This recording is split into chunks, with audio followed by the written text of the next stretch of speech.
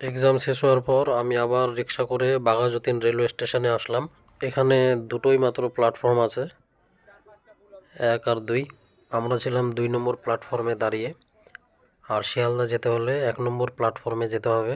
তাই আমরা ফ্লাইওভার দিয়ে 1 নম্বর প্ল্যাটফর্মের দিকে গেলাম, আর সেখানে টিকিট কাউন্টার থেকে টিকিট কাটলাম। একটু পরে ট্রেন আসলো, দেখতেই পাচ্ছ তোমরা। লোকাল ট্রেনে সবসময় ভিড় থাকে, আর সেই ভিড়ের মধ্যেই তাড়াহুড়ো করে উঠতে হবে, নাহলে সিট পাওয়া যাবে না। অনেক সময় দাঁড়িয়ে থাকার জায়গাটুকু পাওয়া যায় না, এত ভিড় আছে। দেখতেই পাচ্ছ প্রত্যেকটা বগিতে লোক বাইরে এভাবে করে আছে নামার জন্য। এই যে চলন্ত ট্রেন থেকে কেউ কেউ নেমে যাচ্ছে। এখানে লোকজনের এত তাড়াহুড়ো, এদের দেখে মনে হয় আমরা গ্রাম্য পরিবেশে অনেক ভালো আছি।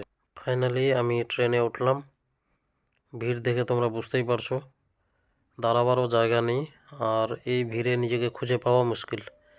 অনেক পরে আমি জায়গা পেলাম। 20 মিনিটের মধ্যে আমরা পৌঁছে গেলাম শিয়ালদা। শিয়ালদা স্টেশনেও প্রচুর ভিড় থাকে, যে কোনো সময় যাও না কেন। এর থেকে বেশি ভিড় হাওড়ায় থাকে। যাই হোক, ভারতের সবথেকে ব্যস্ততম রেল স্টেশন হাওড়া, যার কারণে ওখানে ভিড় লেগেই থাকে। এই যে ফাইনালি আমি শিয়ালদা পৌঁছে গেলাম।